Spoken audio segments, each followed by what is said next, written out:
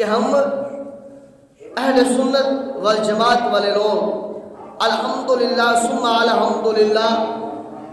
توحید باری تعالیٰ بھی بیان کرنے والے، سیرت رسول صلی اللہ علیہ وسلم بھی بیان کرنے والے، معجزات رسول بھی بیان کرنے والے، اور کرامات صحابہ، کرامات اہل بیت، کرامات اولیاء الظام بھی ہم بیان کرنے والے۔ ہم تو اللہ سے بھی محبت کرنے والے، اس کے رسولوں سے بھی محبت کرنے والے، اس کے رسولوں کے پیاروں سے بھی محبت کرنے والے، اور ان کے یاروں سے بھی محبت کرنے والے ہیں۔ تو امام زیوکار عقیدہ توحید یاد رکھ لیجئے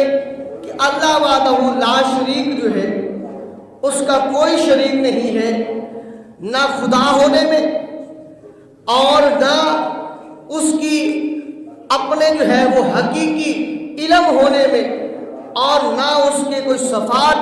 ہونے میں کوئی اس کا شریک ہے، بلکہ حقیقی طور تمام صفاتوں کا مالک جو ہے وہ میرا خدا ہے، وہ میرا خدا ہے۔ تمام طاقتوں کا مالک جو ہے حقیقی طور پر وہ میرا خدا ہے۔